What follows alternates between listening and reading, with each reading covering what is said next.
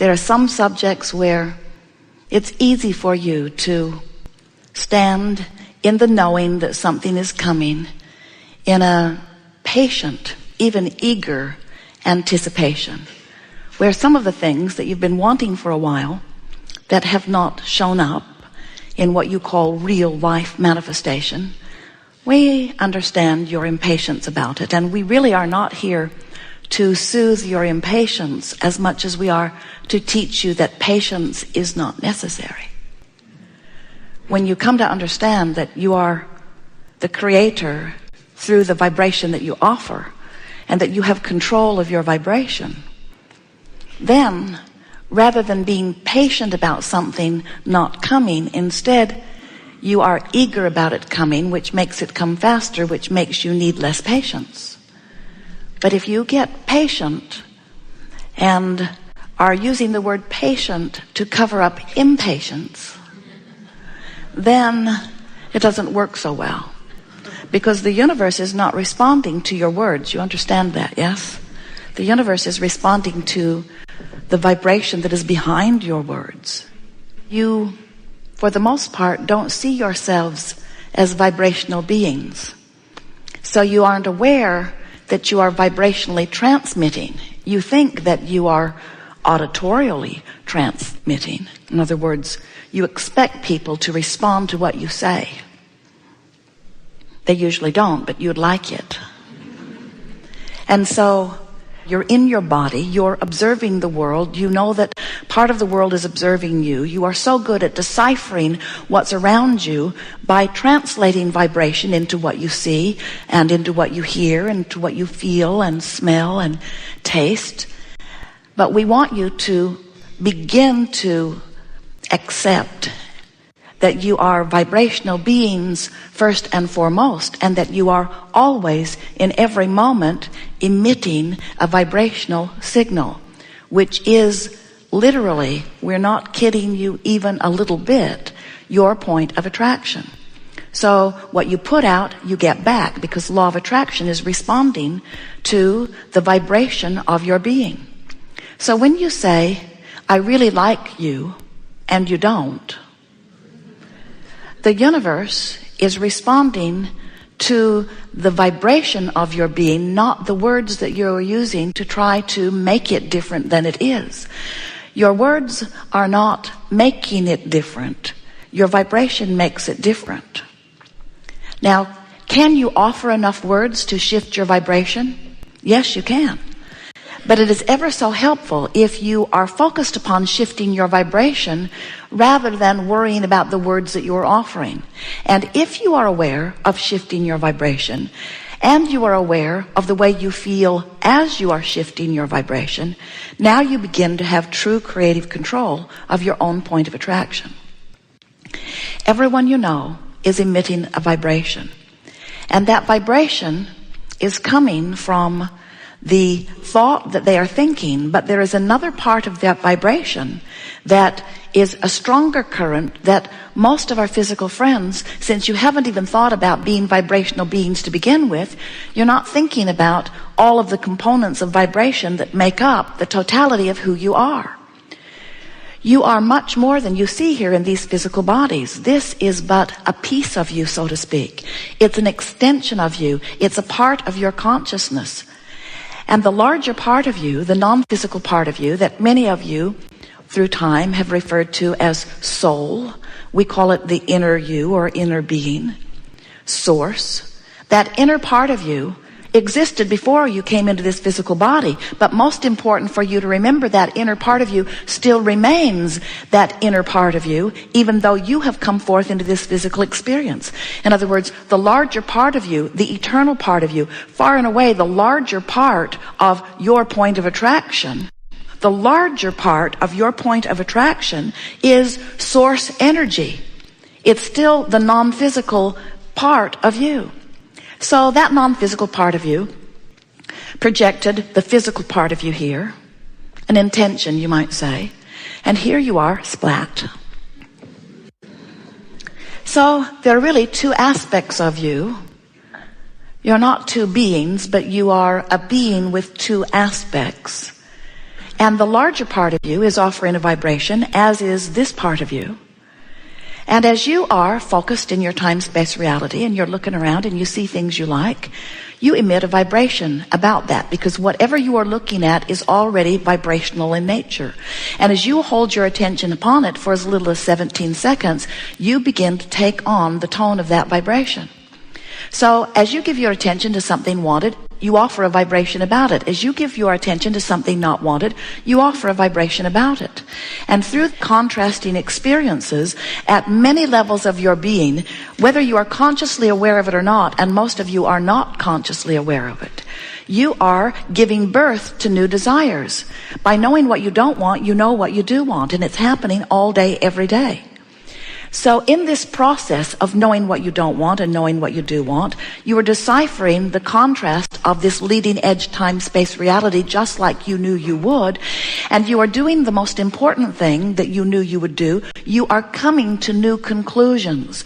You are coming to new preferences. You are taking thought and desire beyond that which it has ever been before.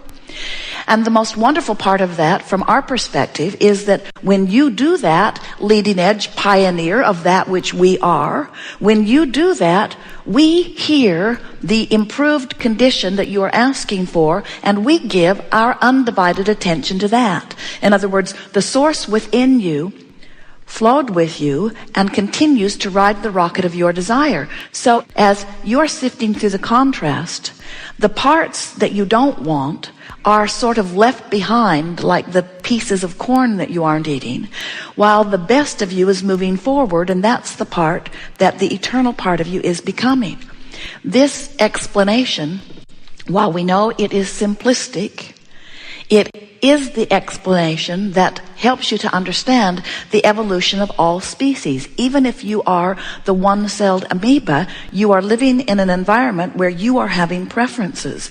And since every point of consciousness has this selfish point of view, selfish meaning it's the only point of view that that point of consciousness has, as you have that selfish point of view, you cannot help but ask for what would be an improved situation for you. And when you think about it, that's got to be the best plan that could ever be devised, because what could be better than every point of consciousness living through the contrast and giving birth to what would be best for it, and source energy riding the rocket of what's best for every point of consciousness? Do you now understand why the well-being of everything that you know is assured? So then you've got to ask the question, well, if all of that is true, then why are there so many things that we see in the news? Why are there so many things that are not as we want them to be? And we say it's part of the contrast. But the reason that anyone is living consistently for long periods of time, any situation that they would not want to live, it is only because in your physical form you are giving more attention to this thing that you do not want and keeping it active in your vibration, and so continuing it as a part of your point of attraction. It is not possible for you to live the improvement that the contrast has helped you to ask for if you are still justifying why you want the improvement.